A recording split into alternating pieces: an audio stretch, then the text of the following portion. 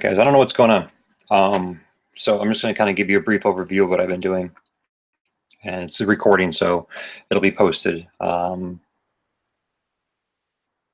then you guys can review it later. I know that you have to create a channel to actually post comments with this also. So that may be the hiccup.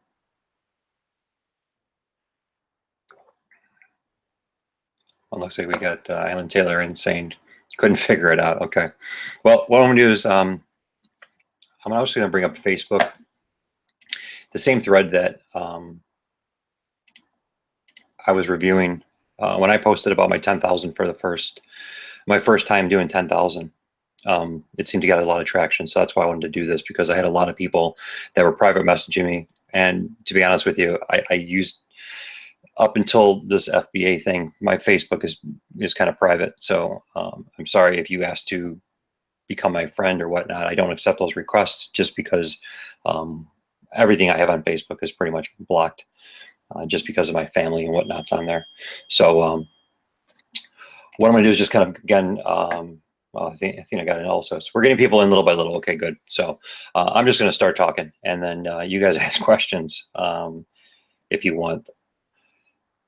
I started FBA August 6th of this year. I just did it on a whim, really. I've been an eBay seller off and on, I'd say since 2007, but it was never to make money. It was honestly just to sell stuff that I didn't need. And then, of course, eBay is to buy stuff as well. FBA, though, was something that was very interesting to me, mostly because we've been Prime members. My household has since, I think, second year that Prime was out. At least I have, and then my wife got involved with it once we got married as well. So I knew that, I mean, we order everything off Prime. If it's not perishable, if it's perishable goods, we will get from the store, but everything else we get off of Prime. So I know people are buying stuff. So ran across a couple of videos online on YouTube. I'm going to give a couple people some shout outs here. Homemade Entrepreneur. He was actually one of the first ones that I started getting involved with, actually watching his videos in depth. And he did a really good job of slowly explaining everything. And it really got me intrigued. And just from there, it kind of branched off. I just started searching. You know, I finally knew what FBA stood for. I started searching around the internet, of course, went to Facebook, and I found these groups. I found the Rockstars group. Noticed there was 40,000 members in there. So I said, something has to be going on here. So joined that group and just started lurking around a little bit. Right from there, just kind of, I'm not the type of person that actually does things slowly. If I'm going to do it, I'm going to do it full force. Just some background on me. I work for a large telecom company. I do have a full-time job, 40 to 50 hours a week. I have a wife, I have a kid, I have a dog, I have a mortgage, I have car payments. I have everything else and every excuse not to do this that everybody else has. You know, I have no time. Other things get in the way. I've got all that too, guys. If you're going to do this, you're just going to have to do it. That's ultimately what it is. You're going to have to commit to it. I'm talking about, you know, on your way home from work, you stop to do RA. It doesn't matter if it's a half an hour, 20 minutes, whatever. You stop to do RA. The first 30 days, I was doing RA every single day, 7 days a week. There was no reason I was going to pass a store and understand that that store is going to make me money if I just stop the car, get in, scan a couple items, and then get out. You know, just on my way home from work. So, like I said, I've got every excuse in the book, just like everybody else, to not do this, and you know, to step back and say, I don't have time to do this. It's not going to work, and you just got to do it. That's it. You can take this class. I looked at different classes, and I looked at saying, you know, well, I'm going to sign up for this guy's course, and it's, you know, it's $500 to learn how to sell on FBA, and I started realizing that it can't be that difficult, right? Honestly, it can't. It's a huge corporation that's basically got the best business model in the world. They've got a bunch of people like me out there beta testing products, sending in products saying, is this going to sell? We all know what happens. Something starts selling a lot. Amazon gets on the listing. They undercut us. They win. It's great, right? Best business model in the world. They don't have to source products. Why would they source products? They got people like me doing it. I'm the one that's going to send it in. They're going to see if it sells good. If it sells really good, go ahead. They can start buying it. It's fine. again, a lot of this is I'm not a teacher. I'm honestly just some guy. I'm sitting in my home office right now, surrounded by product that I have from eBay because I can't. I'm still restricted to sell it on Amazon, but I'm too stupid enough not to, to pass up the buy. I got an issue with that. I tend to buy everything, no matter if I can sell it now or not. I'm just stocking up inventory. Um, but really, what it comes down to, guys, is this. I started August 2017. I went just full out, right? Most people start out with like $500. They start with $1,000. That's fine. I'm fortunate enough that I've been building up my credit lines and my credit over the last 10 to 15 years that I just had a substantial amount of credit that was open and free, way more than you ever needed on credit cards. People think I'm absolutely ridiculous for having that much, but I just said, you know what? It's all zero interest. I'm going to use it. Let's see if I can make a business out of this. Everybody wants to work for themselves, or at least people that I know. So let's see if this can work. And if it works, I can help my friends do it, and we can all get into one big group together, hopefully.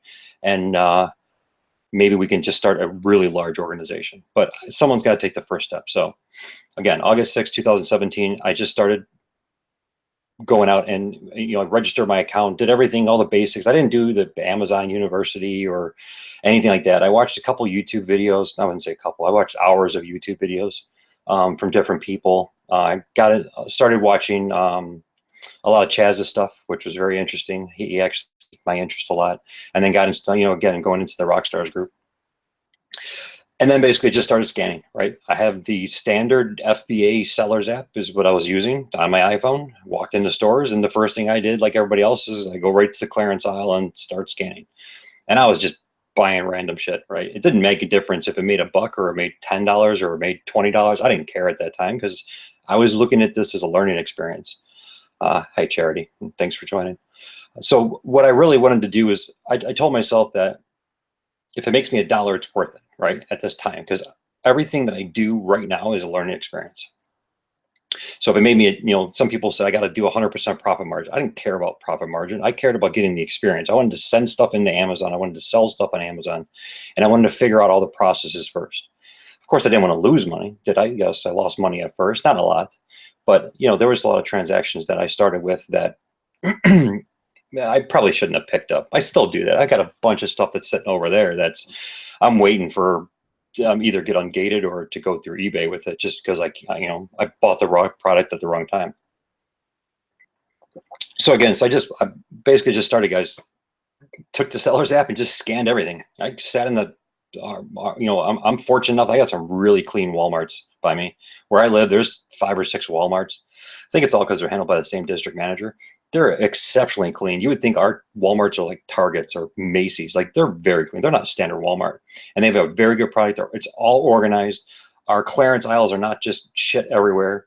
Everything's labeled properly. So when I scan it and I look at the discount label, I know what that price is. It's going to be that price or lower. I go to some Walmarts in other cities that are not near me, and the whole clearance aisle, it doesn't have a tag on it. It's like, how the hell am I supposed to know what to buy? I don't know what the prices are. And of course, no Walmarts have those scanner boxes anymore. So, but that's enough of that rant. Going in. So again, just scanned everything. I started with just small things. If I wasn't restricted and I can make $1 profit or $2 profit, I bought it. I didn't care. And at this time, I wasn't tax-free, right? My business was just my business. It wasn't, I wasn't set up in any real organization. I was kind of doing it as an individual. I did it as a pro account immediately because I knew I'm committing myself to do this. I'm going to spend the money on the tools, and I know myself, if I spend the money on the tools, then I'm actually going to do it, right? If I just started doing it as an individual account and say, well, I don't want to spend the $40 because I might not do 40 listings. No, that's bullshit. You want to do this, spend the $40, become a pro account, tell yourself you're going to do 80 listings, and you're going to save money, right? So don't pussyfoot around it. 40 listings is nothing. It honestly isn't. When you start looking at stuff, you go to one Walmart, you can pull up 40 listings early. I mean, it's really not that big of a deal. So again, scanned everything. If it wasn't restricted, I went for it, right? And came home, started doing the standard process, just boxing everything up and learning about shipments. And best thing ever I learned was, I thought, because again, I didn't, go through Seller University or anything. I thought I was paying for my own shipping. So I got UPS accounts and FedEx accounts and all this shit set up. And I realized that, Amazon's warehouse, which I'm friggin' fortunate, their warehouse is like 18 miles from me. I mean, I can send them a 50-pound box and it's like $11. It's pretty awesome. I sent in 19 16 by 16 by 16 boxes that are 30 to 50 pounds a piece, and my bills, you know, what, $100, hundred something dollars. Like it's nothing compared to when I originally started. I started looking at what my cost was, right, for UPS, and I was like, holy shit, this one box is gonna cost me $50. Then I realized, well, you get Amazon's pricing, so now it's 11. Makes sense, right? Going from there, again, just shipping anything in. If it's $2, it's $2, right? You find $2 on the street, you're gonna bend down and pick it up. Same thing. I'm in the store. I'm in that aisle anyways. If I'm scanning items and I'm making $5, and if I cross one that's gonna make $2, I'm gonna pick it up. Sure, it cost me a label and I got to throw it in a box, but whatever. It's a learning experience. So that's what I really started doing. At that time, I was using, again, no software, right? I'm using Google Docs. I made my own spreadsheet, basically just doing inventory line by line, old school inventory. Every time I had a sale, Amazon said we shipped your item. I basically put that into a folder, tracked it, did everything manual. It was a huge pain in the ass because again, I just grew fast, right? So I think I hit like, I don't know, 150 SKUs like within the first 10, 15 days, something like that. And it's just buying random stuff. That's all it really was. I had no focus. Everybody says, well, what do you sell? I don't know what I sell. I sell shit that makes me money, right? I sell car parts. I sell, I don't sell, funny enough, I'll tell you things I don't sell. I don't sell clothes. I don't sell shoes, right? I don't know shit about clothes or shoes, right? So I just don't sell them. I know a lot of people that make money on them. One person that I'm dealing with right now, he makes a lot of money on them, which is great. And I want to learn that stuff, but I'm primarily what you would find in household goods, let's see. So like, what was a big one? Zero water, right? There's one. Zero water. Those canisters you fill water and you leave it in your refrigerator. I don't even know what half these products even are, right? I don't care because they make me money. I found a bunch of them at Walmart. They were $25. I scanned them. They're going for $52. So shit, I just took them all. Everybody looks at me crazy because I got a cart with zero water. I don't care. It's making me money, right? It's really I don't have. I can't tell you what I sell. I sell everything that Walmart stocks that I'm not ungated in, and I can make a profit on. Now I've geared up a little bit differently now because I have so much more volume than when I first started. I try to go minimum $5 to $7, $5 to $6 profit. Still seems low to a lot of people, but again, there's a lot of things that I sell. It's $30 and $40 and $50 profit. So I just try to make sure that I know I need to fill that box when I send it into Amazon as much as possible. So if I can throw in, a bunch of little $4 and $5 profit items in a box that's got a bunch of $50 profit items, I got to fill that space. So I might as well just fill that space. But again, yeah, just go around and scan. I mean, there's no trick to it. A lot of the PMs that I get, and I'm kind of looking through them right now, I don't see the names matching the people that are on. Well, at least they're maybe not in the live chat, but everybody asks me, well, how did I get started? Just go out and do it. Go out and do it. It's the easiest thing in the world to just get over that hump and just say, I'm going to go out and scan. You don't even buy anything, just scan. And when you start to see what the profit's going to be and you start to learn the software, you're going to get excited about it. And you're going to want to start investing. You're going to want to start putting some money into this. It doesn't make a difference, right? I started with huge credit lines, fine. I might be rare, whatever.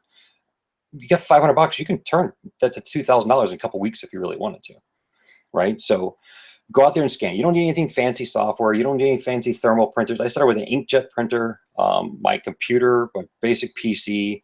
I was doing all barcodes by hand. I mean, typing them in, not like making them by hand. I just did that on inkjet. I did all the standard Amazon stuff, right? You can do it. You don't need anything fancy. Of course, it's nice to have the tools, right? Like I got 2 thermal printers, barcode scanner, multiple monitors, all this extra shit I really don't need, but it makes the job a lot easier once you can get into it. But again, my company now has paid for that. I didn't take that out of my profit. I mean, I took it out of my profits. It didn't come out of my cash. I wrote that as a business expense at the end of the year. So it's kind of nice to be able to do that. It's nice to buy toys for yourself too. So I'm going to stop here for just 1 second. We got a couple of people that actually are on the live chat. I just want to say, give you an opportunity as I ramble on. Again, I'm not a teacher, guys. I'm really not. I'm just some guy that's making money out of his basement. Give me some questions. Give me some specifics that you want to know, and I'll let those line up, and then I'll start answering those as well. But again, going back to my company, so just scan whatever it is, make a profit on it. After about 3 weeks, I would say, I knew that this is going to be something that was going to be serious for me because I started seeing money come in already. I know that's a very short period of time. I remember the day that I was excited when I hit $1,000. I think it was 1,000 in sales. I still remember my first sale. I had 1,000 in sales, and of course, I was showing my wife, and she couldn't give a shit less about what I do for money because she doesn't believe in entrepreneurship. But I'm proving her wrong, which is awesome. So she's changing her mind, and she's actually starting to help. A lot of you guys might have saw me comment about I hired my wife for Kohl's Cash, which is pretty ridiculous because I never, my wife's a Kohl's fanatic, and I never knew anything about Kohl's Cash until Chris Anderson. I got into one of his groups, and they really started talking about Kohl's Cash. And now I got $800 worth of Kohl's Cash, and that's basically free money at Kohl's, I guess. I can walk in there and just buy, 3 Xbox Ones, and I just walk out for free. It's like stealing from them. So yeah, so I got my wife is basically got involved. I formed an LLC. Specifically, the reason why I formed an LLC, guys, and it's not a step that everybody has to take. Besides FBA, I do wholesale car parts as well. I have a large account with a distributor because I do a lot of work out of my house on the side as a mechanic. I race cars, for fun, and I have a lot of friends that I do work on their cars. So selling car parts is a big liability, and working on other people's cars are a big liability. So what I decided to do was my main parent organization for my LLC is my automobile hobby or whatever part of my company, and I got the LLC for that. And then I did a DBA, so doing business as, for Amazon and for eBay, which I sell very little car parts on it. It's not much. The car part industry sucks on Amazon for me because I'm just not that big of a player. But I formed the LLC mostly for protection for myself and my family in regards to my automobile industry and what I do in that. If I wasn't doing that, I probably wouldn't have formed the LLC, even though it's a smart thing to do. But being only 2 months into it, a lot of people ask, why'd you form an LLC? That's the reason why. So I'm just looking at the comments here. So Charity asked, why did I talk about zero water and are you ungated in grocery? My impression was your account has to be old enough to be ungated in grocery. Good. Awesome question. So zero water wouldn't be considered grocery, right? So that's a water filtration system. It wasn't gated in any way whatsoever. This was before I had my grocery, before grocery was ungated, which I recently, was it a week or two ago? Not even. I just got getting in grocery. I'll go through that story because it was actually pretty nice. I didn't have to buy shit to get ungated in grocery. I just basically sent in invoices that were all backlogged. I'll tell you about that in a minute. But yeah, so the zero water was just a water filtration system, right? Basically, you pour water into it. It's a big container. It sits in your fridge, and you pour it out of there, and it's all filtered water. But I am ungated in grocery. And again, that's a good story for me. So I opened up an account. If you guys want to write this down, it's called GL Wholesale. That's the account that I got. It's a local distributor. I'm in Illinois. It's a local distributor here that they sell random shit, but they also sell grocery. So what I did was I got their name. I was going to buy a wholesale list because everybody keeps saying, well, buy this wholesale list, buy a wholesale list. And I was thinking, well, that's probably a good idea. I should buy a wholesale list. Then I realized it's actually, if it's a filtered wholesale list, awesome. If it's a non-filtered wholesale list, I wouldn't waste my time on it. Yes, wholesalers, true, real wholesalers are hard to find because they don't advertise. When you guys go to wholesalers' websites, they look like shit. Like they don't invest money into them, right? They don't have time for that. They're not really customer focused. They're not customer facing. They're not all fancy. Most of my wholesalers' websites, it's like some 5-year-old kid developed it, but it gets the job done. You talk to your rep over the phone. You got a big wholesaler like my car parts. So yeah, they got a full platform that's real fancy, but that's a multi-billion-dollar business they have. But going back to GL Wholesale, it's glwholesale.com. They just sell random, they sell tools, they sell their own brand, which is IIT tools, which actually some of them, if you find the right ones, they actually sell fairly well. They're kind of like a Harbor Freight, if you guys know what that is also. I'm a big tool guy, so if you don't know what I'm talking about, sorry. But they sell some grocery, right? So a lot of hot sauces and soy sauce and things like that could get you ungated in grocery without investing a lot of money. What I did was I basically went on there, and they have all the UPCs. I took, a bunch of UPCs, and I actually just started inputting them into Amazon. And they're like gated. I'm like, okay, fine. So what I'm going to do is I'm going to try to make myself look like a legitimate grocer, and I'm going to order 7 different products. Amazon's qualification is at least 10 of each for those products, right? So I'm gonna have to order 70 things. Okay, if it's food, I'm gonna order shit that, you know, if I can't get ungated, whatever, we can probably use around the house. So I order like hot sauce and soy sauce and candy and just random stuff, right? Of course, I get my invoice and every single friggin' thing is back ordered. Like they're like back ordered, no ETA. Because I look at it and it's the stuff that I picked it's popular stuff. I mean, I eat it myself and we use it all the time. So I look on Amazon, the rank's pretty high, and I'm like, okay, great, I can maybe make some money off this, but it's all back ordered. I don't know the scope of GL wholesale, of how much they really do for grocery, but they had it listed. I ordered it, but they sent me an invoice because on that I had a bunch of other tools that got shipped as well. So my first 7 lines or 6 or 7 lines are, you know, the grocery, and then it says, you know, ordered. It says shipped is 0, and then below that is all my tools, which show shipped in the quantity. So I'm thinking, well, I have an invoice. Amazon doesn't say it has to be shipped, apparently, right? So I figure, well, what the hell? Might as well send it in. I black out all the tools that are on there. I leave the UPC code, the name of the product, the quantity, and even the shipped, right? So it's still, I didn't try to deceive Amazon. I blacked out what I needed to, right? They didn't care about the tools. They didn't care about how much I paid for the product. So I left it, it showed I ordered 10 and shipped was 0. I sent it in, I got approved. So I literally had to buy nothing. And Amazon approved me for grocery in under, you know, 60 days of being an FBA seller. I don't know if it has to do with the volume that I was doing at the time. Right now I'm doing 600 to 650 random units per month of sale when I look at my software. At that time I was probably doing 450. So by no means is it a big time seller. But they approved me. They fought me once. They said that GL wholesaler was a discount. They don't take invoices or receipts from discounted places, which I don't know how. On their website it says we're a wholesale grocer. So I wrote back to Amazon. I said thank you for the information, and I sent them the exact same invoice again. And in the email I said they are not a discount grocer.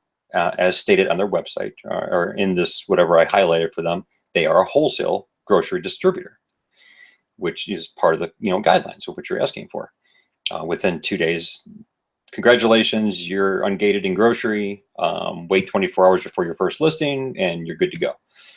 And that was it, guys. Honestly, I didn't buy anything. I actually canceled that order because I don't need that product. I mean, granted, they could probably make some money, but I'm going to be doing RA for grocery. Not really worried that much about distributors right now. But yeah, I canceled that order, so it cost me nothing to get grocery, which I thought was going to be super hard. I wish topicals would be that easy because I can't have a pain in the ass trying to get topicals. So that's my grocery store. Sorry if it's long. Again, it's winded. I'm exhausted. I've been doing RA and boxing up shit all day long. Let's see. So if you're ungated, so Minecart Man Gaming Company. If you are ungated in one grocery item, does that engage you for all grocery? I found that it has, except for brands, right? It's like if you're ungated in video games or ungated in electronics, you can be brand specific, right? I think the one I was scanning the other day that I posted in my group where I thought there was an error with the app was Pillsbury, I think, is still got me blocked on some of their items. And it's weird because I'll actually buy some items from Hostess and they'll say, okay, it's fine, send them in. And then some other Hostess items will say no. So I don't just randomly still just go out there and buy shit. I still scan everything. And I've gone from, I use the FBA sellers app still, but I use Scoutify too, because I do have inventory labs. And I will tell you right now, if you plan on scaling fast and you're worried about the cost of what's inventory lab, $49 I pay for inventory labs per month. If you're worried about any of that, just do it. Again, you're committing yourself to a business. If you're going to have the business mindset, get it. Because if you try to go back and you start, Inventory Labs is awesome software, but I didn't realize is this. When you start selling items, if you know, because we're doing RA, so I'm not going to have these items again. So I might get 3 water bottles that I'm never going to see on the shelf again because they were discounted. So what I was told to do by basic forums, and this is my issue from listening to the internet like a moron, is that when I sell out of those items, if I don't plan on selling them again, to close the listing or delete the listing, so that way I'm not held accountable for anything that changes on there in the future, right? So if somebody changes the description and then one of my buyers say, well, this is what the description says and blah, blah, blah, I can get in trouble. So I started deleting. Maybe I should have just been closing them. I was deleting the listings when I knew I wasn't going to have any more inventory. That royally fucked up my inventory labs, because the problem was I got inventory labs 2 months or 45 days after doing all these sales. Now I go to import everything from inventory labs and it can't find all these listings and all this money that I made because I deleted all the listings. So it kind of screwed me up. So I don't know. Either just don't be a moron like me and delete shit. Just get inventory labs if you plan on scaling your business, right? It is the best software out there. I've tried a bunch of different little ones, and again, doing it myself. You scan everything. It's all in-house, right? It gets all, you do your shipment up to the point where you're going to be basically printing your labels for the actual shipment. And then I go back to the Amazon website. It scans everything for you. It's freaking awesome. Just get it. It's worth the money. Commit yourself to your business. Don't worry about 50 bucks. When you think about 50 bucks now, it might seem like a lot in this business. Again, 60 days later, who cares? It's 50 bucks. You're going to make $2,000, $3,000, $4,000 in a month. 50 bucks is going to make your life a lot easier. Just go buy it. But yeah, so going ungating, it's Amazon's fucking weird, man. They're brand specific. They can gate you in however they want. You might be able to sell Twinkies, but you can't sell Ho-Hos, and you might be able to sell Kit Kats, but you can't sell Snickers. Just if you get ungated in grocery, I'm finding it's ridiculous amount of profit you can make. It's smaller profits, but more in volume, because people are willing to spend $12 for a box of Twinkies when you can buy them at Walmart for $3, which is ridiculous, but who cares? I'm not here to judge. I'm here to make money. If you get ungated in grocery, just go after it, right? Go the day you get ungated, go start scanning shit and prepare yourself for what you're looking to get. Find yourself a store that's going to have a lot of inventory, and they continuously get that inventory, so you know that you just have a continuous amount of money coming in every single month off of those certain products. Sure, they're going to fluctuate, but it's nice because it's RA, but those items are going to be there longer than the stuff that's going to be in the clearance aisle. So you can go buy, again, buy your Twinkies for $4 and sell them for 10, 12 bucks or whatever it's going to be. In a month, Twinkies are going to be on the shelf. Half the stuff in the clearance aisle is not going to be on the shelf. So it's less SKUs for you to deal with. They do change because you have to watch expiration dates. I've scared myself a couple of times where I thought I've sent in stuff with wrong expiration dates, but luckily I didn't do that. But getting ungating grocery is, for me, it's just starting off now. I can see the potential on this is that could be 50% of my business within the next 2-3 months. And growing that business rapidly because I have access to so much more products that I can just grab off the shelf from any store. Did I only scan Walmart clearance, Cheryl? Honestly, yeah. The first 2 weeks, and again, like I said, Walmarts are different. So I got a road by my house. It's a main. I'm in Illinois. I'm not in Chicago. I'm kind of far off. I'm like 40 miles west of Chicago. And there's a main road by me that if I go down that road, I basically can hit 6 Walmarts. And every single one of those Walmarts is like a gold mine compared to any Walmart outside that area, right? And again, I think it has to do with the district managers in that area. So I'm very, very fortunate. When I first started doing this with Walmarts and the clearance aisles, I was watching everybody else and they're like, well, no, we don't make any money at Walmart. I'm like, how do you not make any money at Walmart? I made $2,000 in like 2 weeks at Walmart. I don't even know what I'm doing yet. And then I started going to Walmart outside my area and realizing that it can be very complicated. So if you don't have a good Walmart, and I can't even classify what a good Walmart is, unfortunately, but if you're not fortunate enough to have a Walmart like mine, yes, it can be tough.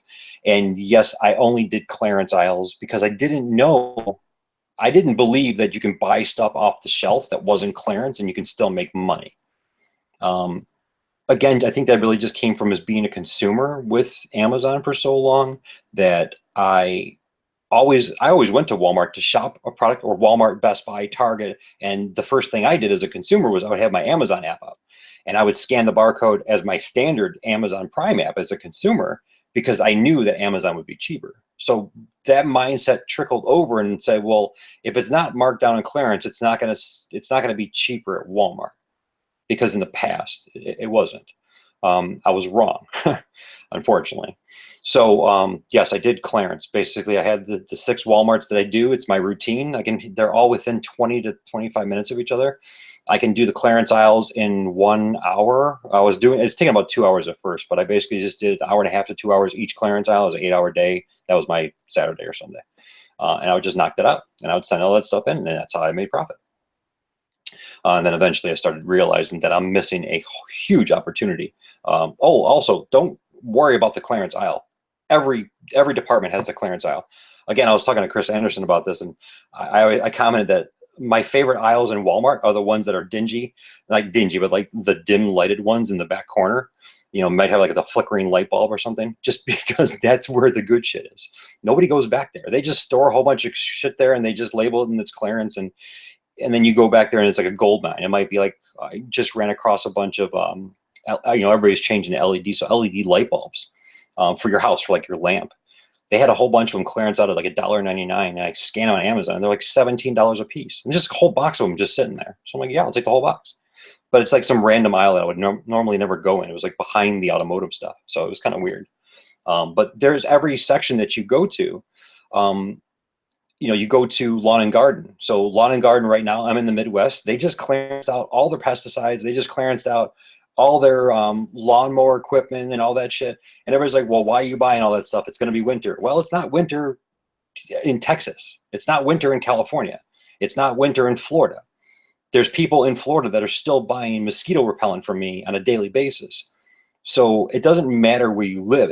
I would say if you're in an area that has drastic seasons like the Midwest does, being in Illinois, I think that's a friggin' complete heads up on us, because we're going to get all that discounted, excuse me, all that discounted clearance stuff for mosquito repellent and bug spray and all that stuff, and lawnmower equipment, like lawnmower belts and all that. We get all that discounted in winter because Walmart needs to get rid of it, put all the Christmas shit up, because they want to do that 4 months before Christmas for some reason. But I'm going to take advantage of that. I'm going to clear all that stuff out of there, and then right now, all those people that are ordering that are Florida, Arizona, Texas, California. I've been getting a lot of orders from, and they're taking all my warm weather stuff. So you got to get out of the mindset of where you live and being a consumer, right? So you got to just think you're selling to the whole country. Hopefully you're going to be selling to the whole world soon. I'm only selling in the US for right now. Let's see. So I'm new on Amazon. Which is the best seller app? Use the Amazon FBA app, just the standard one. Use that. Get used to that first. You don't really need anything else. I have Scoutify too, and I like it. And I liked FBA Scan. FBA Scan's got a really cool thing too. So if anybody uses FBA Scan, mostly if you do books. I tried books. Honestly, I failed so hard at books. I've got 300 books sitting here. If anybody wants them for free, fucking take them. I don't even care. I don't want to deal with books. They're too heavy. They're a pain in the ass. But when you're scanning books or scanning multiple items, FBA Scan, what you can do is you can get something like this. And this is, it's going to cost you a little bit of money, but what is this? A KDC 200, right? It's a Bluetooth scanner you hook up to your phone.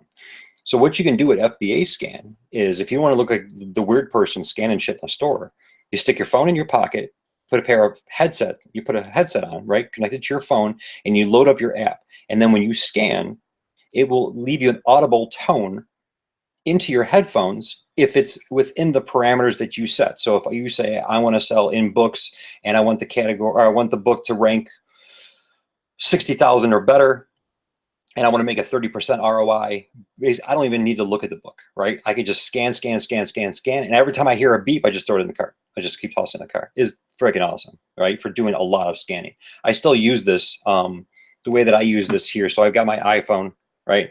There's my little stickies. And when I go scanning, even for regular RA, I just Velcro that on there. And the reason why is the iPhone is great for the app, but the barcode scanner, this barcode scanner, you don't have to flatten the package out. Mostly when you do grocery, it really sucks with candy. You don't got to flatten the packages out or anything to get like the perfect picture and wait for it to focus. The KDC, this thing it scans every single time. And it's like instant. So I did that just because I was getting frustrated. I think they were like $80. Chaz had as a thing. He had somebody that they were getting a discount through. I bought mine off eBay refurbished for like $80. Again, it sounds like a lot to invest, but it was after my first month and I already made, $2,000, $3,000. I was like, shit, put some money back into the business, make my life easier. So bestseller app, FBA, do the standard Amazon one. It's great. Most of the people that I know that I've been talking to for a long time, they use that in conjunction with another app.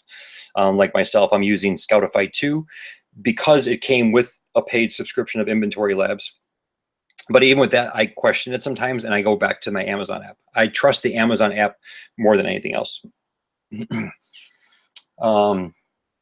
Cheryl, how did you find or develop your route in the stores? Honestly, I think it was just doing it, Cheryl, right? So I found my stores, and again, I stuck within a district. So when you go into any Walmart, every Walmart, you go to customer service, it's going to have the district manager's name, the store manager's name up in a big chart.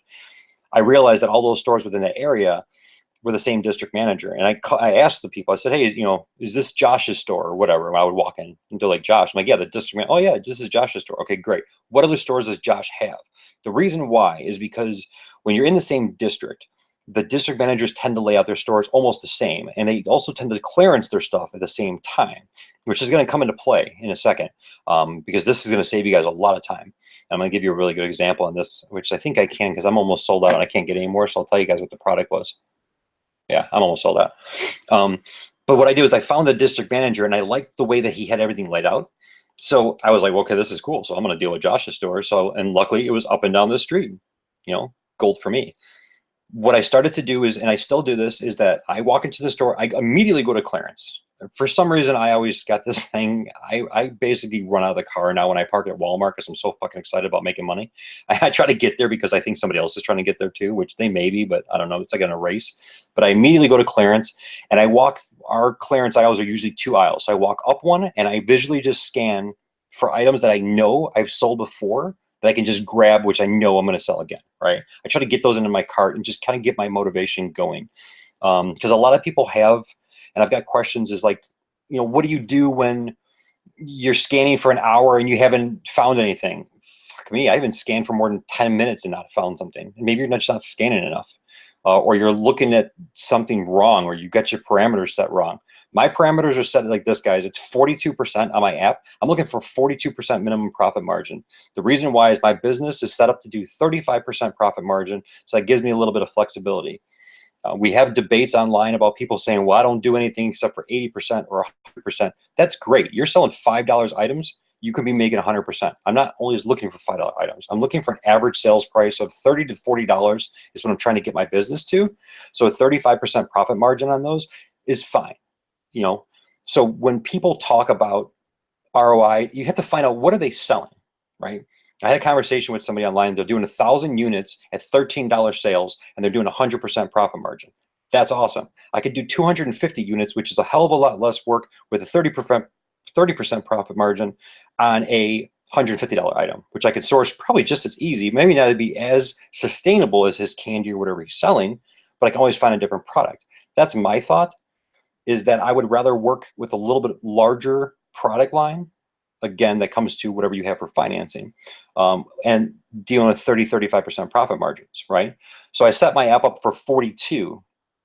That just gives me the indicator, and on Scoutify, it gives you a green thumbs up or a red thumbs down if you shouldn't buy it, right? So when you're scanning the stuff in the clearance aisle, it tells you, yes, it's part of your ideal buy. If it's not part of my ideal buy, I'm still trying to learn how to control myself that I still shouldn't buy it, but sometimes I still buy it because I think there's going to be a little bit of profit. So I do kind of wing it sometimes, but clearance is basically the gold mine for me to get started. And then going around to all the different sections of clearance. So I go from the standard clearance aisle, right? Which everybody knows. You walk into Walmart, there's a huge yellow sign that says clearance. Run over there and start scanning shit. Right? Don't scan stuff you're not going to get. Don't scan moisturizers, soaps. That's all topicals. You're not going to get approved in that stuff if you're new. But scan all the stuff there. Then what I start doing is now I actually go to the electronics. And the reason why is I found that there's a lot of my Walmarts specifically. They do clearance out a lot of stuff that doesn't go into the clearance aisle. And again, it's in those back aisles, right? You shouldn't hit the main part of the store where normal shoppers go. Until like you're done scanning the store. If any of you watch any live scanning apps or people doing retail arbitrage live that are actually experienced, you'll notice that most of them, when they walk into the store, they go left or right and they follow the wall of the store all the way around. The reason is because all the clearance shit's on the outside of the store. right? It's not on the outside, but the outside aisles. So all the outside end caps are the ones where you usually can make your money at. So that's what I do. I walk to my clearance aisle, which is always it's usually to my left. And it's always on the wall. So I follow the wall around, hit clearance, then I follow around. I skip past toys immediately, unless it's got an end cap that's yellow because it's clearance, right? And I go right to electronics to try and see if I can capitalize on anything. And I capitalize on electronics as much as possible in their clearance aisles. Then I scoot back, and I come back and I go to my hardware, my hardware and tools section. The reason is usually that's right where the light bulbs are at. So I go for all the LED light bulbs whenever those are clearance out as well, because those are huge money makers.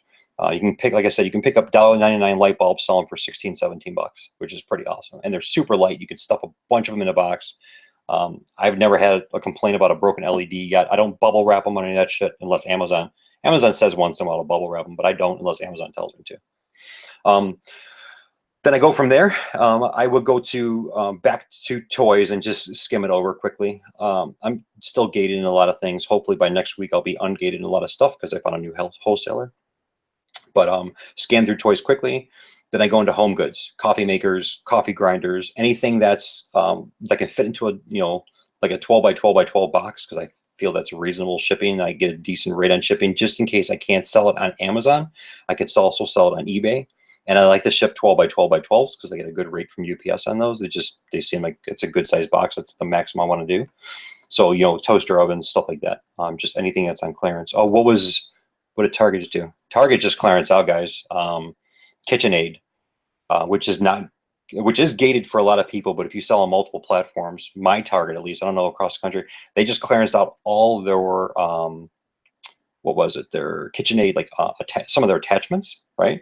So the KitchenAid mixer attachments, they go for like 70, 80 bucks, and they clearance them down to $19.99. So if you guys have a Target near you, go and see if you get some KitchenAid shit and sell it on Amazon or sell it on eBay or flip it or somewhere local, because it's a gold mine.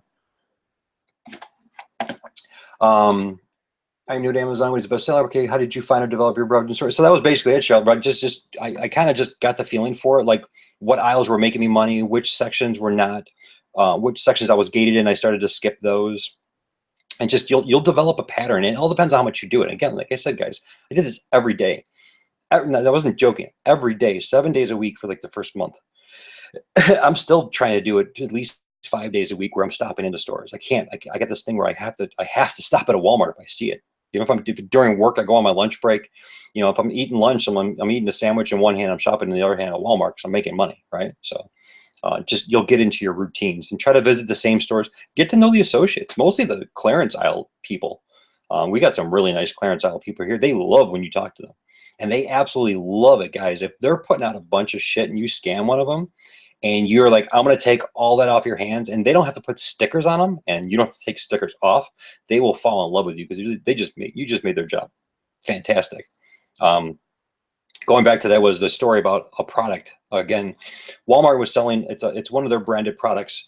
They were selling a water bottle. I think it was $19.97 for a water bottle that was branded by Walmart under one of their brands that they have. I think it's called Tal, T-A-L. So it's a Bluetooth speaker water bottle. I found these at one store for 10 bucks. And I was like, who the hell's going to buy a Bluetooth speaker water bottle? I scanned on Amazon, right? And it's got 2 reviews. It honestly looks like I thought the reviews were kind of made up. It's just like, oh, I love this so much. And my girlfriend had one, and it just seemed like bullshit to me. But I'm like, you know what? I don't know. I'm going to pass. 10 bucks and it's $20 on Amazon. I'm not going to make any money on it. I go to my next Walmart during my RA, and I realize that they're $5 over there. So I'm like, okay, well now we're talking. Okay, this girl loved them so much. Let's buy a couple of them. So I bought 10 of them at $5 a piece. I figure $50 investment. Worst case scenario, guys, with Walmart, just return it. I mean, it's a shitty thing to do. Yeah, I haven't done it. I mean, a couple large items that were costly and I made a mistake on. Yes, I returned it, but most of the stuff I try to sell on eBay. But you got to think you're not really risking anything because you can return it. If it sits at Amazon's warehouse for a month and it doesn't sell, you can request it back. You can return it. So. Again, it's a dick thing to move because once you start to build relationships with Walmart, it's like I have built relationships with the store managers. My agreements were if I'm buying in bulk and I'm clearing your shelf out and you're giving me a discount, mostly on top of the discount that you already gave to normal consumers, I'm not going to return it. Don't be a dick. Build your relationships. But you think about it, you can return stuff, right? So I buy these bottles and I'm like, okay, well, whatever, they're not going to sell. It's the end of summer. No one's going to buy water bottles. Again, thinking of a consumer, not thinking of all the people that are still doing outdoor activities and all the indoor sports as well. So I bought them and they sold. I think I undercut price on Amazon by like 50 cents or $1 just to see if I can get rid of them quick. They sold within 2 days. They were gone. Right. So I was like, okay, awesome. I go back and they have a whole shelf of them all clearance out at $5. I think it was 180 of them. And I took them all. I just filled up shopping carts. I was like, I did my trial. There's more sellers are coming onto Amazon now, which was a little risky for me. So I knew they were clearancing them out in the rest of the country as well. So more sellers were actually coming on, and I started to see that. So I was like, okay, I need to get these in bulk. That way I can worry about a little bit lower of an ROI, but I can sell them and get the buy box on every single color. There was 4 colors. So that's what I wanted to do. I wanted to maintain the buy box on every single one. And then I'd throw a discount out there of like buy one, get 5% off and whatnot. So I bought all of them. And then what I did, guys, and I never thought about this before, and it's easy. Go onto the Walmart app. If you got a bunch of stores, Walmarts that are close to you, you can scan the item on the Walmart app or look up the item. And then it will also tell you what other stores have them, if it's in stock, and if it's on clearance, it'll tell you the price. So I found out just randomly because of that one bottle that my other Walmarts had it also. So I made a straight shot to those other Walmarts, and it said on the app, this Walmart's got it for 5, this one's got it for 10. So I skipped the ones for 10 because I knew sooner or later that manager's going to drop that price down because it's part of the same district. So I'm like, I'm not going to buy it at 10, but I'm going to go clear out the other ones. So I clear out the other ones. I think I got in one day like 386 in one day at $5 a piece. That's a lot of freaking water bottles. But I ended up making $6 to $7 a piece on them, and they all sold within a couple of weeks. So it was a very nice profit. So I waited for the other the $10 ones to drop to 5. I cleared all those out as well. And then I started going out a little bit outside of my territory of my Walmarts, and I cleared them out as well as soon as they hit 5. Because I've made that mistake before of jumping on bulk product. When I knew it was going to get reduced down, I was just too nervous that people were going to buy it. People haven't bought this shit before. They're not going to probably buy it now. If they are, they're going to buy 1 or 2. They're not going to clear them out like you are. I got so many people that are pissed off at me at Walmart all the time because I clear out the shelf. They know what I'm doing. But, you know, Walmart doesn't care. I don't care what the customer says. Sorry, that was too long. But that's my Walmart thing. So when you scan it on Walmart, always look at the stores around you. If most of you find a really hot item that you think you can sell at, or it's been proven that you're selling, and you can check the prices, just go to the other Walmart and just buy them all, right? Worst case scenario, you can flip them local or something like that. But use the Walmart app in conjunction with the FBA app. What rank do I stay under in grocery? I don't look at ranks, really. I mean, I look at ranks, but I don't know. Rank for me is I don't know if you guys know this. So like rank is like, what's the rank right now, right? So I might have an item, unless you're looking at Keepa charts and Camel and everything else. If you guys are using the standard FBA app and you scan something that says, well, the rank's 3,000, that might be just for right now because some guy had a Snickers fit and he wanted 3,000 Snickers. So he bought 3,000 Snickers off Amazon. So the rank shot up there. Awesome. But if that product didn't sell for the last 3 or 4 weeks, then the rank's going to tank down. So I don't look so much as the ranks except for the lines on the charts, which, you know, if you use Scoutify or if you use Camel or, you know, Keepa, you can look at the buying history of it. I look at that more than just the standard rank. I know they work in conjunction with each other, but I really want to get into detail about the algorithm on it. So to be honest with you, I don't have, I would say 150, 200,000. I just sold a bunch of cupcake mixes that were 335,000 because they're more rare. They're not, they might be regional, which if they are, I'm going to clear on them out because they sold like hotcakes. But they were like 330 something, but there was a really good deal at our local grocery store, Jewel Osco. And it was like buy one, get one free. It was buy one, get one free or something like that. And I just cleared the aisle out because I knew I could make a profit on it. And if I couldn't, I mean, shit, you eat it. It's grocery. It's no big deal. But yeah, I mean, to be honest with you, I primarily try to stay within something that I think is going to sell just based off of Keepa charts. But if there's a bad rank on the FBA app, that doesn't mean it's a bad product. It just means it hasn't been selling at that time. But look at the Keepa chart and look and see, well, maybe it's not selling in December, but maybe it's going to sell fantastic in January. Maybe it's only a month away and it's going to be within your expiration date still. So keep an eye on that product. Now, if it's, you know, wait for a sale or, if you don't need to buy it right away because you want to extend out your expiration date as much as possible, wait for a sale on that product, but just prepare yourself and remind yourself, a week before January, send that product in so you have it on the shelf when it's normally popular for people to buy. Cheryl, what items are hazmat? And I just mentioned the water bottles, which are tall. So it's TAL, Bluetooth water bottles. Look them up on Amazon. I think I'm out of every color already. I don't think one is sold. Yeah, I'm out of every color. I got a couple green left. It was green, pink, blue, and black. So let's see what else. It's 100 in Phoenix. Minecart, see, Minecart knows, right? If it's 100 in Phoenix, guys, it sold really well. And I think Minecart actually sold a lot to Phoenix with those. You guys ever see those towels that you pour water on and you snap them? I don't know what the hell they're called, like cooling towels or something like that. Walmart, it's winter. It's coming to wintertime. Walmart doesn't need that shit. they clearance them all out for $2 a piece. They go for $16 to $17 on Amazon, and they were selling to people in Amazon, Arizona, and Texas. So think about outside. Think about other regions besides your own. What happens when Amazon asks for invoices from products you bought at Walmart? Will they accept the Walmart receipts? Why would they ask me for invoices? And there's a difference, guys. There's an invoice and there's a receipt. Walmart doesn't give you invoices. They give you receipts. Amazon doesn't ask me for a product for anything. I will say today, I submitted a receipt today for, actually, I submitted a Walmart receipt today. It wasn't an invoice, it was a receipt. A Walmart receipt and a Staples receipt for a product from, who was the name? Altec Lansing, ALTEC. LANSING. I did some RA and got some of their products and send them in. They sent me IP violations and says that my products were counterfeit. And Amazon says, you can be in possible suspend. I don't give a shit about all that. Fine. You think it's counterfeit? Here's a receipt from Staples. Here's a receipt from Walmart, right? Everybody thinks that Amazon's got this thing against people that do RA. I don't know. I've sent receipts from Walmart and Staples. They even said, well, you shouldn't be doing that. They cleared my violation notice today. And then they reposted my items from Altec Lansing.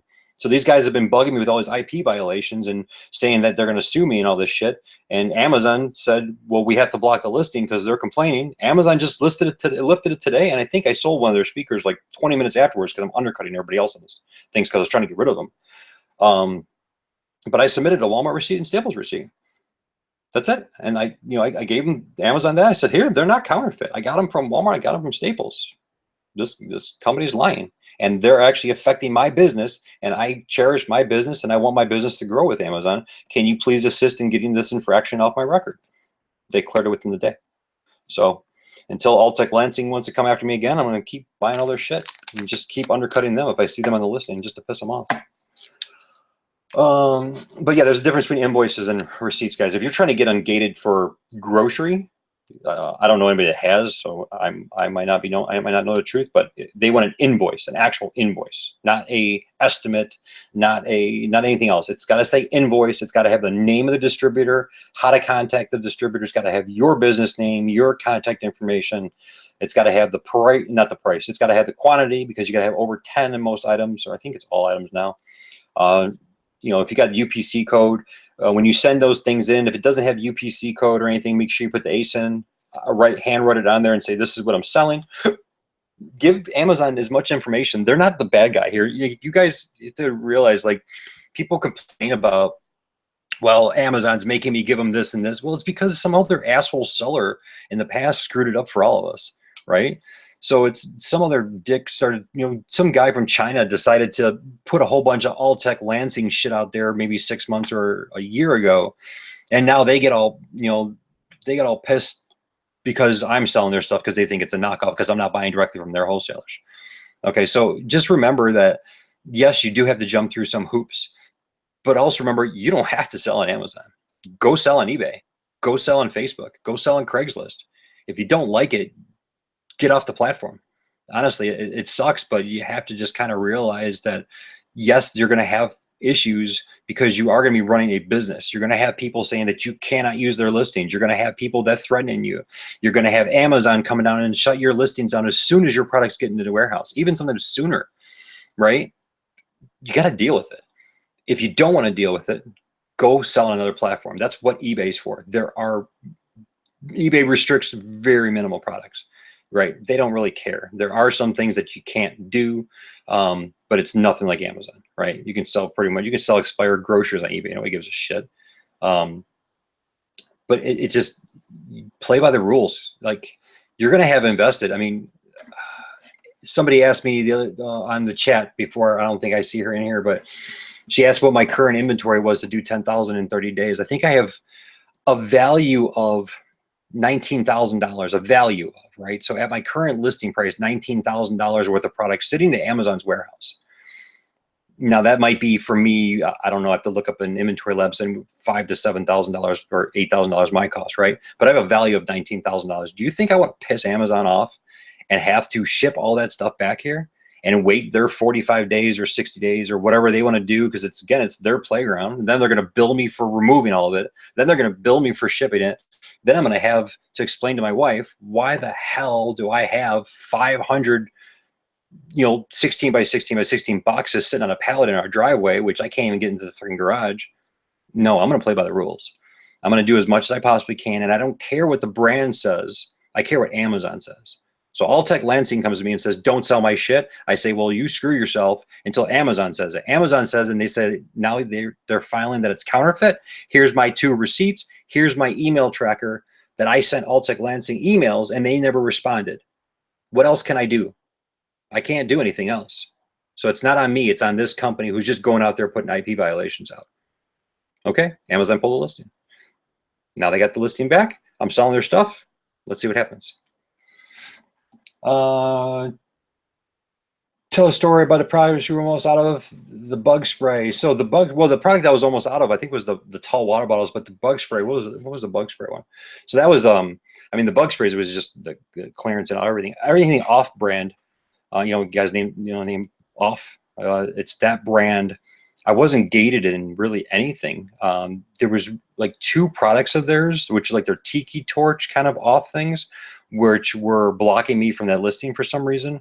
But being in the Midwest, again, Walmart clearance out all their off stuff, and they've got some nice lanterns and stuff that off does. It's electronic mosquito repellents, and they were normally like $35 to $39, and they clearance them down to $4. And there were shelves full of them. So as the girl was sitting there and she was scanning and she was marking them, I was like, oh shit, don't put all those labels. I got to take all those labels off. I said, well, what's going on? And she, oh, we're clearancing all of our mosquito repellent because we need this room for Christmas. I said, so you need this whole shelf. What if I just buy the whole shelf? Do you have any, and this is keyword, you ask Walmart associates, do you have any additional markdown money this month, right? So markdown money for Walmart usually is spent within the first 3 days of the month. They get all their money to mark down product, to get rid of it, to go into the next, that month. So October 1st, all the managers like spend the freaking markdown money, get all this shit out of the store because we need room to bring in the new product, right? So if you go into Walmart and you do RA, if it's on a weekend, if it's the first day or second day, and you're not doing RA at Walmart, something's wrong. Because the first and second days at Walmart of every month is going to be their markdown days. They may have a little bit of money left over. The last, like the 15th, I think the manager says, is like the latest that she would ever have markdown money. And that's usually like only in the summer for some reason. But ask the girl, that's scanning it, because she has it on her scan gun, what she can mark that product down to. Right? A lot of people say you have to ask the manager. I think that's bullshit. The people that are in that department that are actually scanning that item, it's not a stock boy. Like, this is the girl that's organizing. She's replenishing that aisle. She's like the inventory manager, I guess, for that department. You don't need the GM's approval for this. She can scan it and you can say, is there any markdown money if I clear that whole shelf out? Right? So the product's $4. What can you mark? Don't tell her what you're going to pay for it. What can you mark it down to if I just buy them all? Say it's 50 products, and I'm going to give you, and tell her, I'm going to give you another shelf to fill, right? So you have another shelf, which is good, which is what they want. End cap space is expensive at stores. Hope you guys realize that. And then let her scan it. She'll say if she can mark it down anymore. And if she can't, don't fight it. Fine, buy the product anyways. You're going to buy it anyways, most likely. You're just trying to save a couple bucks. But build a relationship with her. right? I got a couple relationships with girls that I know in these stores, and they basically say, you know, this is the day to come in. This is when I'm doing my next clearance. These are the days that I don't work, where we have like a fill-in clearance person, but they can't mark anything down. So only come on, you know, Tuesday and Saturday or Monday or whatever. Okay, fine. I'll follow that schedule. So I make notes on my iPhone. I'm like, hey, so her name's Cheryl. She works in lawn. She's the, you know, the manager for the lawn department. She's marking down mosquito stuff next month, and these are the days she works. I'm gonna go see her. I go and see her, you know, talk, chit chat, you know, whatever, and make nice with them. I let them know what I'm doing. Yes, I do it at Walmart. It's this is what I'm doing is Amazon. It's selling on Amazon. I'm not scared to say it. I'm a reseller. I have a reseller's license. Walmart knows that because I'm tax exempt, and they get interested in it because, again, a lot of these people making it at Walmart, you know, they're not making a lot of money, so they're looking for other ways to make money. So I tell them, this is how you can make money. You can buy stuff from Walmart and you can flip it on Amazon. And then I get into a short conversation. I'm like, okay, I gotta get back to work. Next time I see you, we could talk a little bit more and just build that relationship more and more. I do that with everybody. Being in relationships and just having those connections it's fantastic. It really is. Walmart receipts will clear your violation, but not get you ungated. Minecart's right. You know, so yes, you can get, like I said, my story, you can get your violations out, because you're basically, your violations are really going to come down to is your shit counterfeit, right? It's not counterfeit if I bought it from Walmart. And if it is, we got a bigger problem. But yeah, so they'll clear out your violations. I would love to get into wholesale with Amazon. What is the fastest way to get improved with A to Z to do wholesale? Buy from a wholesaler, say 10 keychains, and submit an invoice. Athena, I don't know. I don't know that much about wholesale, right? So I've bought products from Alibaba, and I don't have the time to do the research, really. Every product that I really looked at it's so oversaturated. I don't have the time to do it. I'm looking to get into wholesale and looking to get into private label and that stuff in the future. But I have somebody that I'm hopefully can be like a mentor for me. He's in the group that I can utilize his services to do that research for me. The thing that you're saying is, you know, buy from a wholesaler 10 keychains and submit an invoice. I don't know which, like, it depends on what you're looking to do. Like, what product are you looking to buy? What category are you ungated? Do you have anything? If you can give me a little bit more information during this, you know, call, then yeah, I can give you some. I can give you some more details. I'm just not really clear. What Facebook groups do you like besides the rock stars? Honestly, I follow two. It's rock stars, and then there's like a private one that I'm in. For like another group that I pay for. But other than that, I don't, like I said, guys, the reason why I did this was I mean, I post a lot and I'm kind of a troll on a lot of different websites. I just post because it's just random shit, and it's usually like at a stoplight or something like that. But to sit down and answer someone's question seriously and to put thought into it and to put in depth into it, like how I would want to be answered, I don't really have a lot of time for that, because if I'm doing that, then I could be scanning shit and doing inventory and other stuff. So I wanted to take the time out to do this because there were so many people that, yeah, I actually expected a lot more people than what we had. I think we only had like 12 was the maximum, but I had so many questions come in that I just thought hearing it versus reading it was probably better, right? And again, I wanted you guys to know, like, I'm not here to coach or sell you a class or any of that bullshit. I'm just on the same path that you guys are. I'm just, you know, maybe almost 3 months in. So back to Athena, trying to get into more toys that I'm restricted in. Oh, well, then that's one of everybody's problem, Athena. Entertainment Earth, entertainmentearth.com. Go buy a bunch of shit off their website. They'll get you ungated, but their prices suck, and you're not going to make any money off their products, but you'll get ungated. You can get Funko, you can get Hasbro, you can get all this other stuff. If you want to get ungated, go find a wholesaler, buy 10 of them. That's it. I'm waiting for a bunch of stuff from Entertainment Earth right now to come in to just get ungated for shit for December. But you have to realize that most of those wholesalers, you're buying by the case. You're not just buying 10 keychains. You're going to, most likely be buying, Yeah, I think I spent $480. I probably won't make a dime off of that. I'll probably end up losing money on that, but it will get me ungated in Hasbro, Funko, a whole bunch of other shit that I need to get ungated in extremely fast. And my order's on the way, so I should be ungated within about a week or so. But yeah, it's, to be honest with you, you're not going to get ungated in any of these major brands unless you're getting from these distributors. And a lot of these distributors, unless you're a legit business, you got a resale license. If you don't have a resale license, federal tax ID, legit business, I mean, you don't need a federal tax ID. You need a resale license. You don't got your paperwork in order that they ask for. You're not going to get wholesale accounts either. So you might get these like one-off things, that these like GL wholesale I talked about earlier, but they don't have a lot of good shit. They sell a lot of their own branded stuff, right? But you want to start selling Hasbro, Funko, and all this good stuff, Barbie, Mattel stuff. You want to start selling all that stuff, you're going to go through a major distributor. And Entertainment Earth is pretty easy to get into. But again, you got to place an order with them, and they sell by the case. And a lot of times the cases are 12 or 24. And their return policy, I think, is 15 or 25% return plus shipping back to them. So you're stuck with that product, and their prices kind of suck. So you got to invest the money, though. Just prepare to take a loss. You might need to take a loss unless you do a lot of research and get a really good product.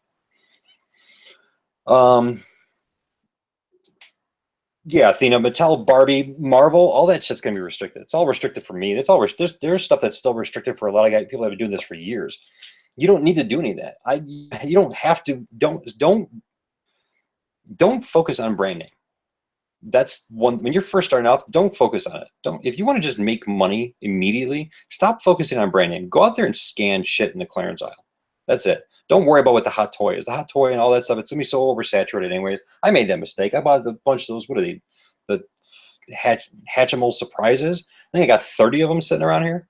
They're not even selling. They're not even listed on Amazon. They're listed on eBay. They're so oversaturated now. I got to return all that shit now. But don't worry about brand name, right? And everybody's like, oh, I can't get into Nike. I can't get into Adidas. Big deal. There's 10 million other companies that's selling stuff that you don't have to worry about brand name. If you scan it and you're not approved to sell it, move on. And just worry about ungating later. Start making money first. That's what my advice would be. All the people that I know locally, my friends that I'm trying to help them out, and just tell them the same thing. Just, you can sell stuff that you're approved for. Go sell books. There's people that make some, $100,000, $200,000, $300,000 a year just selling used books. Go to the clearance aisle and sell used books. You just get your feet wet in this industry first.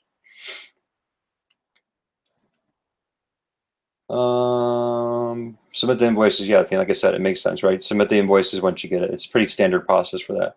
For most brand names, you'll need to get it ungated per name, right? Yeah, Minecraft, it's correct. Like toys, you same with beauty, right? You go into beauty and then you try to go sell something that's L'Oreal. You're not gonna get through, right? So everybody's like so excited that everybody's ungated in beauty, but you can't sell shit. 90% of the shit's listed as topical, which you got all these FDA stuff and all this other crap. I can't get into topicals, right? Basically anything that touches your skin's a topical. So it's great, you're ungated in beauty, but you can't sell anything that you really want to sell in there. So again, you got to find the things that sell, and that's just going out and scanning and see what falls in the beauty category. But yeah, you can be gated, ungated. I got ungated in, like I said, in grocery, and I still can't sell some Pillsbury stuff. That looks like that was the question so far. Let me see if I scan down a little bit. I got all Cheryl's, I got those.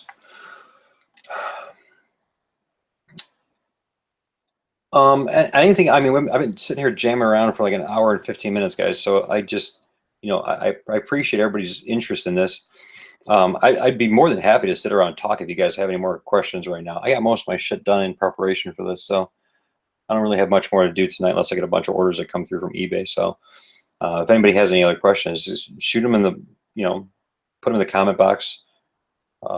Next time, I'm not that familiar with these different softwares and stuff like that. So next time what I'm going to do is I'll do a little bit more preparation in regards to seeing, if there's an easier platform. I think Zoom is one that Chris Anderson uses. Seeing if, Cheryl Coles, you remind me of Coles. I got some stories about Coles. I'll tell you in a minute. Zoom's the one I think I'd make it just typing. You don't need an account. So I think that's restricting a lot of people from asking questions. Do you scan at Kohl's?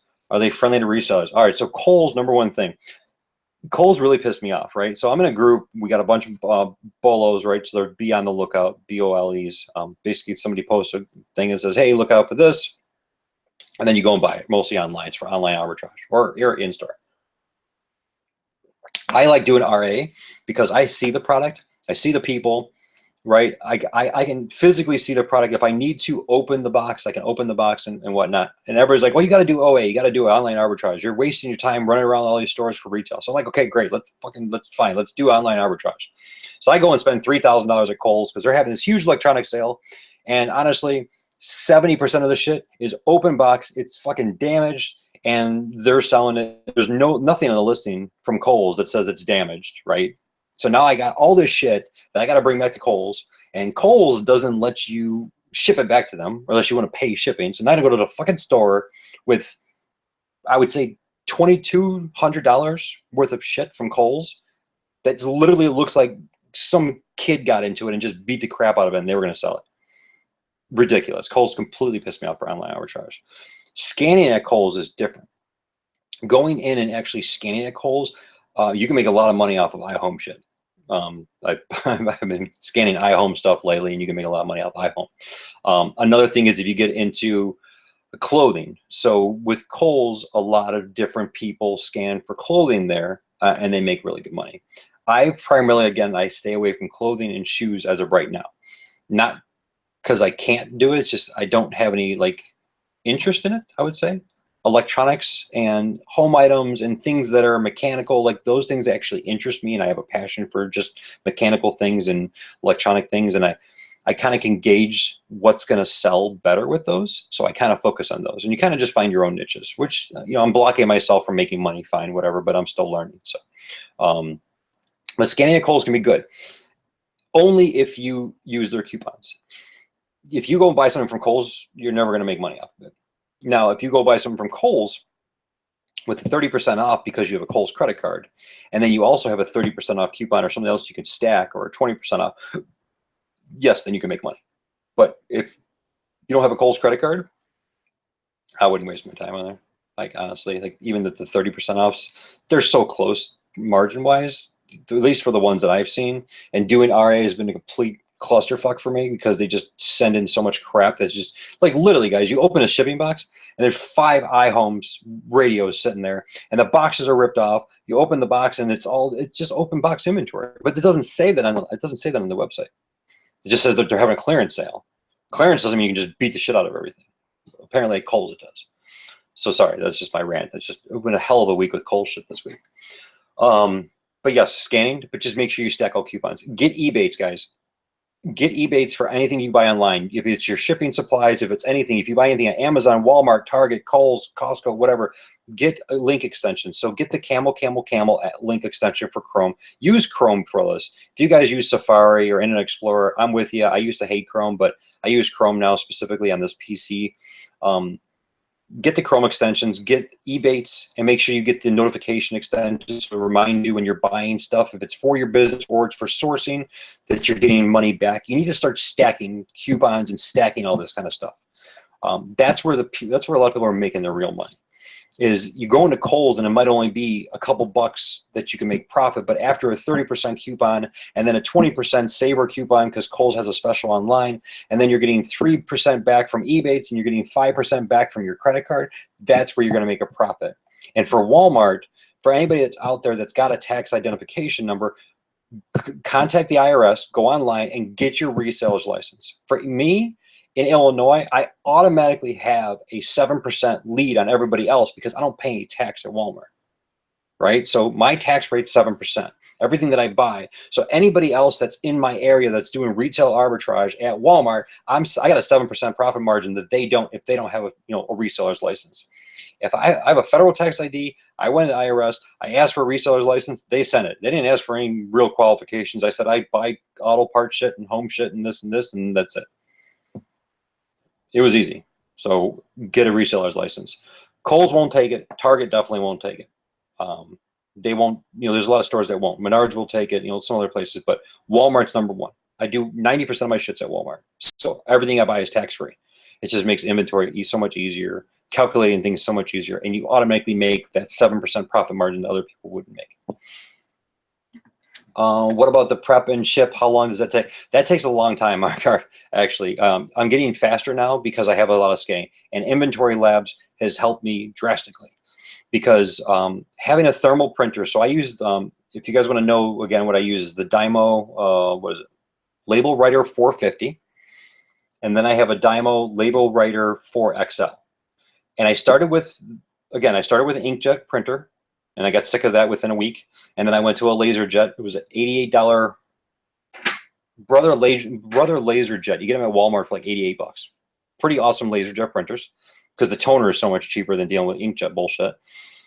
But then I realized that the thermal printers would make a lot of sense because of the labels, right? Instead of printing these 30 sheets of labels that, like, if the sheet somehow gets fucked up, you screwed up the whole sheet. The thermal printer it changes your FBA life. It really does. Like, it's honestly, it's awesome.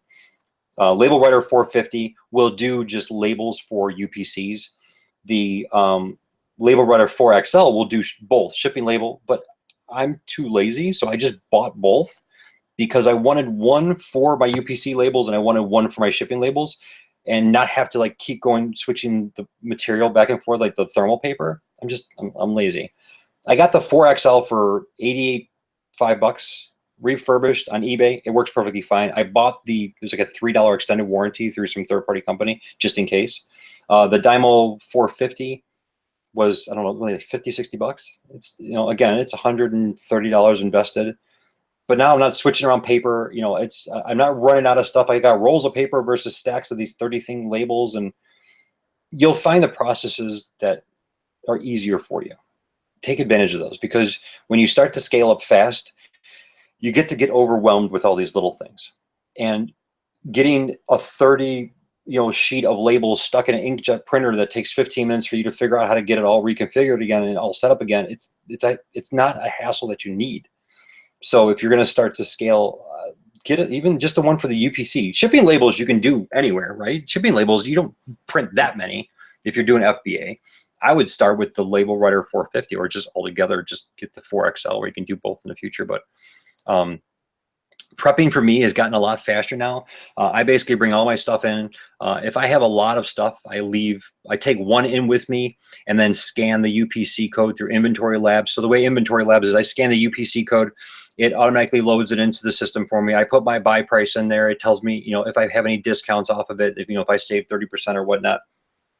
And then I put in what my sell cost is going to be. I just put in how many I have, and I click add. It adds it into my inventory, but then it also automatically shoots out those labels for my thermal printer. So I'm not doing them in a batch later. So I add 12, iPhone cases. It automatically prints those out for me. So now I know I got my labels for that. That product's completely done. All I got to do is sticker that product. Sorry, I got an order through Amazon. I got excited. So that's why I like Inventory Labs. It just does everything. And when I was doing it before, it was taking me, I'd spend $500. It'd take me 6 hours to ship it. Now I can come in with, I can scan in and do 150 items, get them boxed and shipped out within, 2.5, 3 hours tops. And that's from, soup to nuts. Everything's done, cleaned up, all organized, all my emails done, all that stuff. I can get done within about 3 hours now, usually most of my shipments. But again, guys, it's what I started saying first. If you're going to do it, do it. Don't half-ass it. If you half-ass it, you're going to get half the money. If you want to do 10,000 in sales, make 32% profit margin. That's what I did in the first 60 days. That's what my last sales cycle was. Sure, it's not a lot of money, but it's $3,000 extra. Well, you got to take out taxes, of course, and pay the tax man. So say even $2,200, $2,500 extra that I didn't have. You got to work for it. I consider this as my full-time job. My 40-hour, 50-hour week is considered as my second-time job. Even though most people consider their full-time job as the job that they go and 9 to 5. I consider this my full-time job. I actually put in more hours in this than I do in my full-time job. That's how much I've been working. So if I go to bed before midnight at any day of the week, well, actually, if I stop working before midnight, 7 days a week, it's something's wrong with me. Do you commingle your products, or I print a label for everything? I don't commingle shit. That's my product. I want to know it. I don't, again, I get lucky because I have a shipping center that's close to me. I don't think I would have a lot of issues with commingling, where commingling basically, you know, really comes down to is Amazon going to ship your shit all over the country? 95% of my shipments all go right to my local warehouse, which is awesome for me. Right. So I just box everything up and I just send it up there. I'm not sending one to Colorado and one to San Francisco and one to Illinois and one to Texas. No, I label all my own stuff. It all goes to one warehouse most of the time. I think the difference with commingling is that you would be shipping more to individual warehouses, and Amazon would be doing less of that distribution. Because right now I do find that when Amazon gets my packages, a lot of my items immediately get shipped to other warehouses. So they're in transit somewhere else. So that may delay some of my sales, but I don't want to deal with it. I like shipping everything to Joliet, Illinois. That's my main warehouse. I'm good with it, so I don't commingle anything. Let's see what else. Do you scan it down? How long does it take? This was helpful. Thanks, Charity. I hope it was helpful. Do you commingle? No, I just answered that. What app did you say you use to tell if the product has been marked down in different Walmart stores? The Walmart app. Just go on your iPhone or Android phone, download the Walmart app, and then when you check out the item that you're looking at, there's an icon that says, check in other local stores or check stores around you. I didn't even know it. It actually shows you the pricing on some of the items too. Christmas clearance is good there. Christmas, that's another thing you guys to think about too. When you start to do, I've been planning this, is that my next year is that I'm going to start buying a lot of my Christmas stuff, mostly Christmas lights, right? Stuff that's not like, what is it called? I don't know. In style, I guess right now, like right now might be blue lights in style, and next one's going to be triple LEDs or whatever, but like standard white Christmas lights, all that shit's going to get marked down after Christmas, 75, 85, 90%. But it's all going to be the exact same Christmas lights. Mostly if you get like standard white, green, red, that's all going to be the standard stuff next year. So if you've got a little bit of room, don't buy a storage unit for it, or don't send it to Amazon yet. But if you've got room, why not start thinking a year ahead of time, right? And store some of that. And then in January, you buy shit that was on clearance in December. And then, in June, you buy stuff that was on clearance. And you start to get a cycle of every year, you're going to be in July, you already have product for Q3 or Q4, and you start to send that in on top of doing some RA and just trying to make a cycle of things, right? But you're going to have some product out there in your storage. It depends on how much storage you have.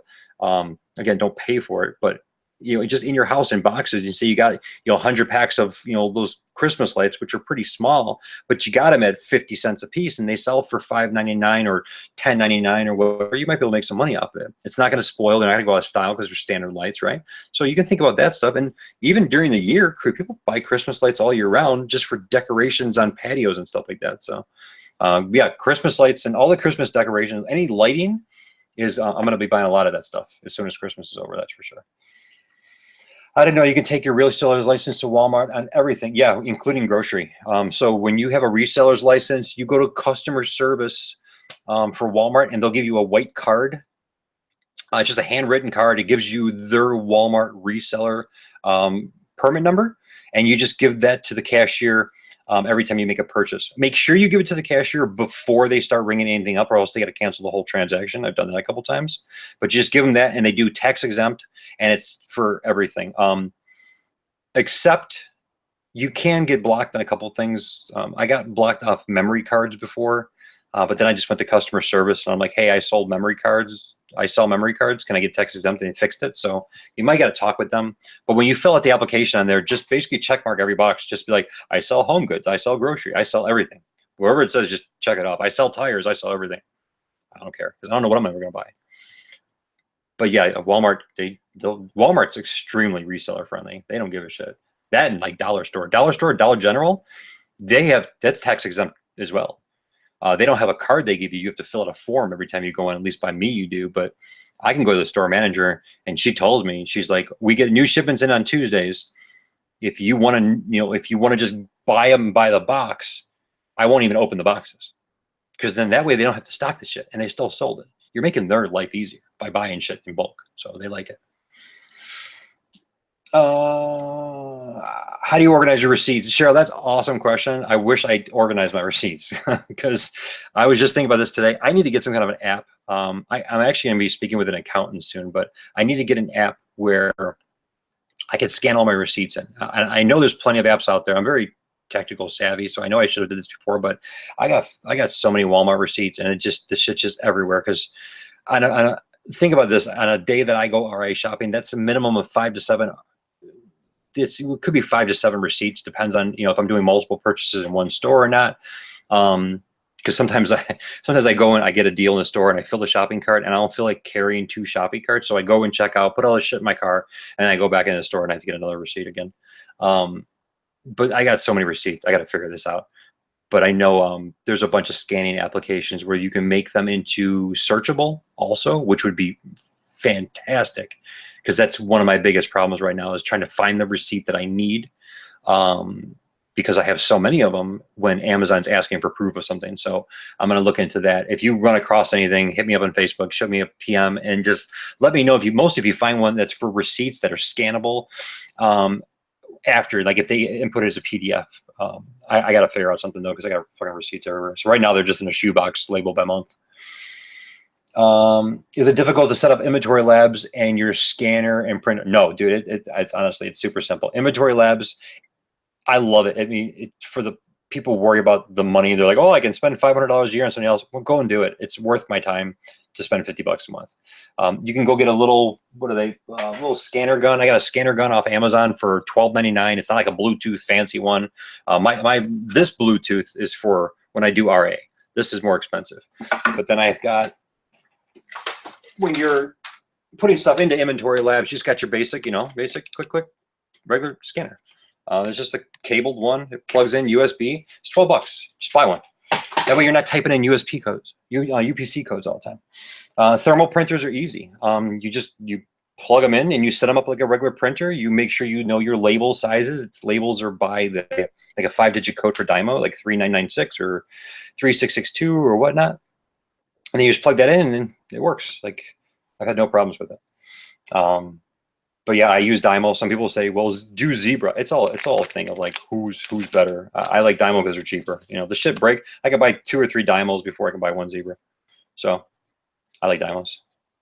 And I just buy the labels. I don't buy original Dymo labels. I buy those. I found a good seller that I guess he makes aftermarket or knockoff ones or whatever. They're like super cheap. I think you get 1,000 labels for $5.99 or $6.99 shipped off eBay. So it's 1,000 products you can label for $6. So I don't even calculate my labels into my cost. Like per product, I was doing that originally. I was calculating, like, when I sent it in, I'm like, oh, this label, this product was $1 and it cost me, 2 cents for a label. I was like, I don't give a shit anymore. I'm going to right up at the end of the year, just do shipping expenses and inventory expenses and just not be so anal about it. But that's just the way that I do it. You figure out however you want to run your business. Or where we at? 10:33 Central Time. I got like 10, 15 more minutes in me, guys. If anybody has any other questions, I'm getting exhausted and I still have to wrap up some stuff, but I hope you guys found this beneficial. Like I said, there's plenty of people out there. I mean, Chaz does a fantastic, if you guys don't know Charles, Chaz from the Rockstar Group does a fantastic job on doing videos. I'm not trying to top anybody. I'm not trying to take anything away from them. Chris Anderson, Sean, Michael, all these guys, they're fantastic, right? So I'm not trying to take anything away from anybody. I just, seeing the response that I got is actually overwhelming. I like sharing my success. The reason why is because it gets everybody pumped up, right? There's a lot of people, 10,000 isn't shit, guys. 10,000 in 30 days is a very low seller on Amazon compared to a lot of people, right? But it's a stepping stone, and that's the way we got to think about it. Celebrate everything. Celebrate your first sale. Celebrate your first 100, your first 500, your first 1,000, and make a big stink about it. I don't care if people are like, well, he sold 10,000. He's bragging about it. Yeah, hell yeah, I'm gonna brag about it. Because I did this within, starting August 6th. I did it under a 90-day period. I got rotating inventory, $19,000, in the warehouse and Amazon. I'm ready for sale. I've gone to let's see, like I think like my first month was like 150 orders. This month alone so far, I'm at like 629, right? So, and it's not like it's taking 6 months to do these things. It can scale extremely fast. So be proud of it.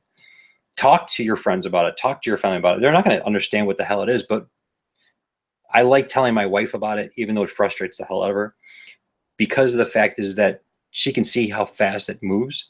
And it's not going to be just, I'm going to go to her one day and be like, you know what? Yeah, well, I sold $100,000 this month. Because it's going to happen. It's going to happen sooner than you realize it. And then she's going to be like, no, there's no way. That's bullshit. No, I can go back and tell her, remember when I hit 1,000? Remember I hit 5,000? Remember I hit 10,000? I hit 25,000? I just hit $100,000 this month, right? And that's going to be my long-term goal. My first step in goal right now is to get me out of where this is my full-time job. And it's very simple to do that if you put your mind into it and you actually get it done. If I can do triple a month what I'm doing right now, I can quit my full-time job because I'm running the same profit margin. I can basically do that. And doing triple what I'm doing right now is not that hard if I can already do 100 times over what I did last month, because I'm only in this 2 months, right? So it's definitely possible. Just go out there, do it, celebrate it, talk about it, be successful.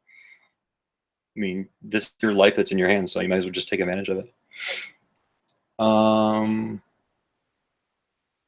Yeah, dude, Mike, I'm not gonna do any sell with programs, to be honest with you. Like all those programs and shit, like I don't get it, man. I really don't. Like they just seem like sleazy car salesmen. I get the guys that take the time, like I'll pay for groups, right? Like I have no problem. I'm investing in a Q4 group, or Chaz has got a group I think for like $10 a month. No problem paying for that stuff. But these like superficial courses, I think, where it's like some of them I see, they just seem like sleazy car salesmen, and I'm like, I'm not paying, or someone's paying $1,000, $2,000 for information that that person most likely found most of the information off the internet. And then once you make enough connection to this industry, you can probably find out for yourself. So yeah, can you scale it much faster by buying those courses? Sure, but what are you going to miss, right? What are you going to miss by learning how to do it yourself? And then how are you going to train your employees to do it as well? So that's the reason why I like this, is that I have this set up from square one. So when I start to get employees, I will be able to walk them through every single step that I need them to do. And I'll also be able to remember what it took and how hard this was. So I'll be able to pay them appropriately. I'll be able to treat them fairly because I understand what they're going through as well. So I'm looking long-term on this, and I don't mind taking the first 6 months of learning. But yes, there are some groups out there, and I belong to some of them that I do pay for, but it's not some of these like ones you're like, hey, get my free ebook and then pay $1,000 and I'll teach you to become a millionaire in 6 months. No, it's bullshit. It's not gonna happen. Numbers realistic, Rankart? Yeah, they're totally realistic, man. I mean, $10,000, people scoff at that because I celebrated that. There's people on Facebook that scoff at what I'm celebrating right now because they're like, yeah, that's a joke. That's nothing. That's where we do that in a day or 2 days or 3 days. And you can do that in 6 months. You can get to that scope. The only thing that's really held me back right now to actually scaling is more time. I'm very concerned about giving anything of my business for Amazon over to somebody else, because I know if somebody screws up expiration dates on a label and they put them on the wrong package and a customer complains, that can restrict my account. So I've been talking to some people that are hiring people or in the process of hiring people, and I'm trying to overcome those fears. I know I have to let go of control, and I have to hire, and I have to outsource because I don't have enough time to do these things. But I'm just that's my biggest issue right now. I've got people lined up that want to work for me. I mean, $10 an hour, taking off labels and putting labels on and shit. It's easy money, mostly if you're just sitting around my house drinking beer.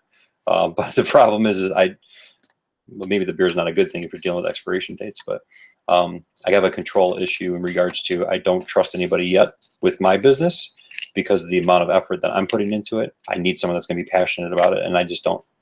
I don't want to give that away right now.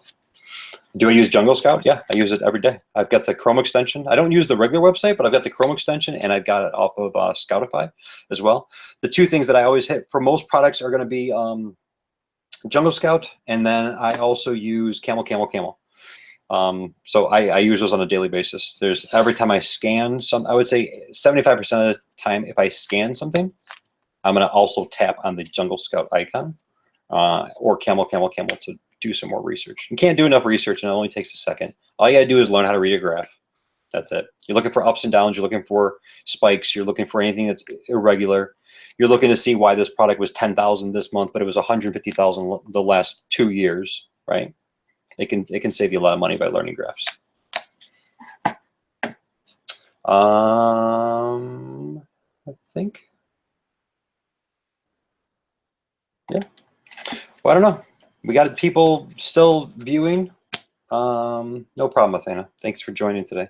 We still got people viewing, but like I said, guys, I got like 4 more minutes, and I'm gonna wrap up here. I'd be more than happy to do this again. You guys know how to get a hold of me. I'm in the Facebook group. You guys all saw my post. I'm gonna be there cheering. I'll be my biggest cheerleader because I'm proud of what I've done so far, and I'm gonna continuously be proud of what I do, and I will flaunt it as much as possible. It's just the type of person I am. But if you have any questions, you've got concerns, stuff like that, and you want them to be addressed in regards to this kind of chat again, I'd be more than happy to do it.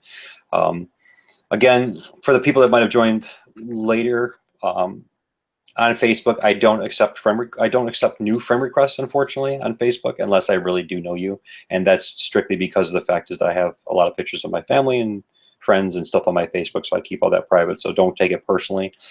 If I don't answer your questions in regards to PMs, also, it's just because I'm fucking busy. I try not to be that guy, but I'm just busy. I'm sorry. You know, I'd rather just do this because I hate typing out long answers, and I want to make sure you guys have, you know, time to do this. So I want to make sure. I want to try and figure out how I can get you guys to interact too. People with microphones you can ask questions to. All right, Dana. I will definitely see you when you hit your first K. Yeah, but that's other than that, guys. I mean, thanks again for the support. Thanks for the kudos and the comments. I do appreciate it.